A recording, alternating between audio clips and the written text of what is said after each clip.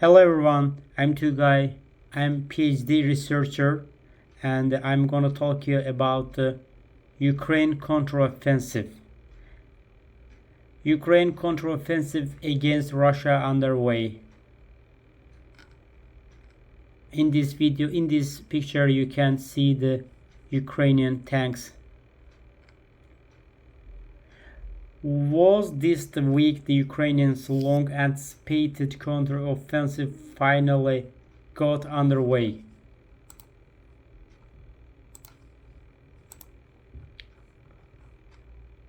Russian President Vladimir Putin seems to think so.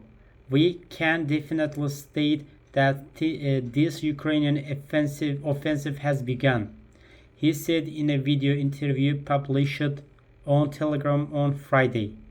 In some ways, it's already been underway for weeks, with Ukraine conducting what's known in military jargon as shopping operations, long-range artillery and missiles attacks on key Russian logistical targets far behind the front lines. Monday seemed to herald a change, with small detachments of lightly armored Ukrainian units moving forward across the open fields towards Russian fortifications in southern Ukraine, southeast Zaporizhia. Now, the so-called fighting recognized stage is taking place along the entire length of the front.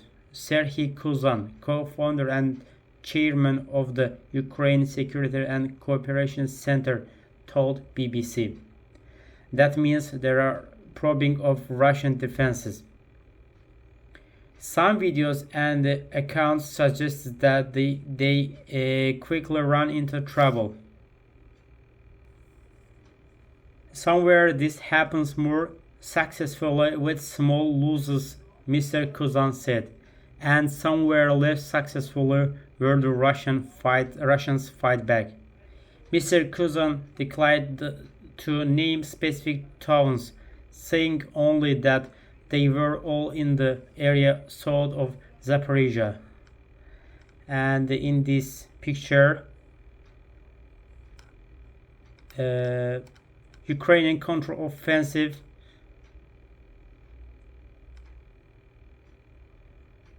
and you can easily see Russian military control, limited Russian military control, and as well as the Ukrainian territory, which is the control of the Ukrainian. In the white color places under the Ukrainian forces control, as well as the red places the Russian military control places.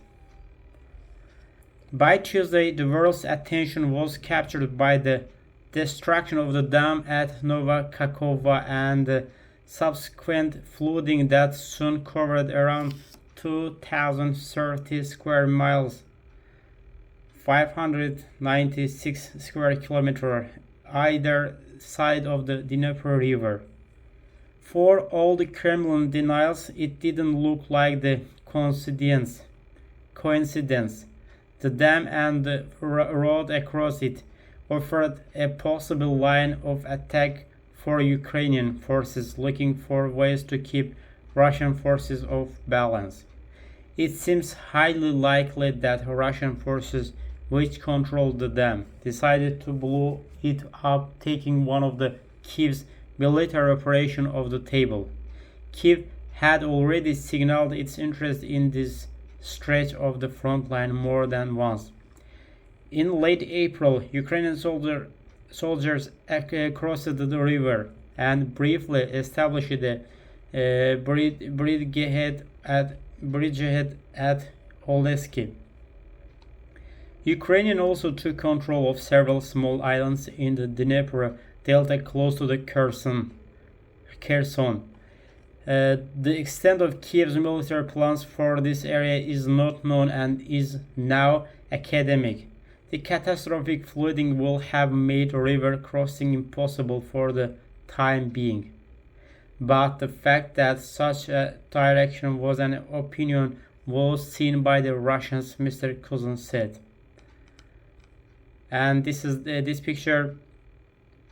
The burst. These pictures explain the burst dam has caused catastrophic flooding across the southern Ukraine, and this is the a rescue operation by the Ukrainian forces. While the authorities in the Kiev suddenly grappled with the flooding, the fighting continued and seemed to escalate further east. By early Thursday morning, the UK Minister of Defense tweeted that heavy fighting continues along multiple sectors of the front, adding that in most areas Ukraine holds the initiative. In a video the same day, Russia's Defense Minister Sergei Shoigu said that Russian forces had repelled an overnight Ukrainian attack in the area south of Zaporizhia, involving 115 armored vehicles and 1,500 troops. According to the Russian Defense Ministry, Ukraine's 47th Mechanized Brigade made an attempt to break through the Russian lines. A video circulated on the internet purporting to show something new, a Western supplied Leopard tank being destroyed. The BBC has not yet verified the video.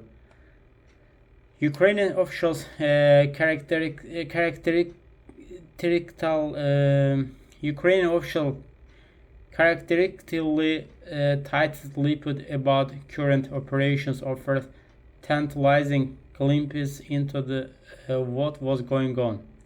Hanna Malyar, the deputy defense minister, coolly said the Russian troops were actively on the defensive in the area around the town of Orikhiv, around 665 kilometers southeast of Zaporizhia.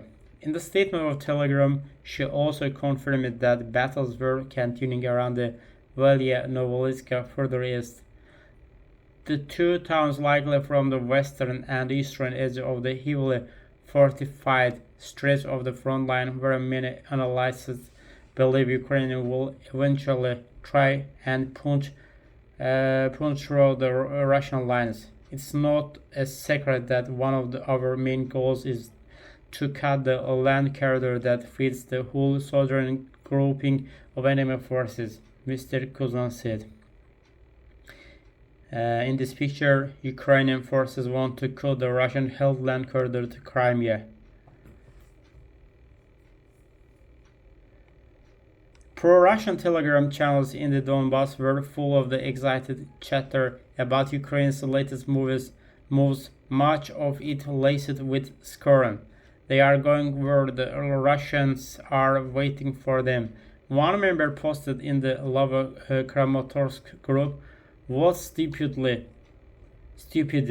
Others acknowledged that Ukrainian forces had moved forward, but questioned the price in lost men and armor. I really question the price of this success. Another member of the same group commented, "Do they have enough forces to reach Tokmak, 44 kilometers south of the Orkiv, let alone Berdyansk and Melitopol?" But it's not the only area where fighting is raging. Footage from the north and south of the city of Bakhmut, scene of one of the longest and the bloodiest battles of the war, appeared to show Ukrainian forces moving forward. Ms. Malyar said they had advanced from 200 to 1,100 meters in various sections in what may eventually be an effort to encircle the city and trap its Russian occupiers. It's as the UK's Minister of Defense noted, a highly complex operational picture. But does it mean that the Ukrainians' counteroffensive is already entering a dramatic new phase? On Wednesday, Oleksiy Danilov, Secretary of the Ukrainian National Security and Defense Council, scoffed at the idea. All of this is not true, told Reuters.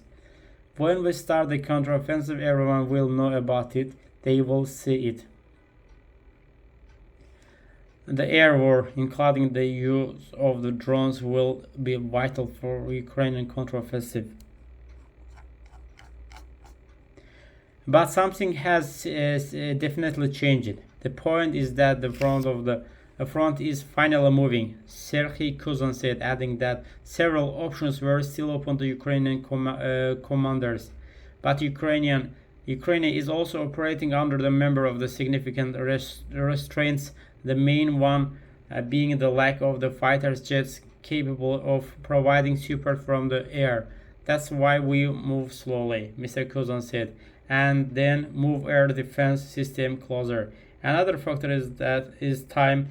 This offensive will probably last no more than 5 months, after which autumn rain will once again render open ground impossible for heavy armored vehicles. What will success look like? If Ukrainian forces can punch through the Russian lines all the way to the Sea of the Azov, then any Russian troops west of the breach will suddenly be much more vulnerable, dependent entirely on supply lines through the Crimean Peninsula. All that would then remain, Mr. Kuzon says, would be to destroy the Kerch bridge linking Russia with Crimea, briefly disabled by the huge truck bomb last October, and attack ships and the planes being used to ferry supplies to the peninsula. That would be the end, he says, but don't expect this to happen soon. It will take months.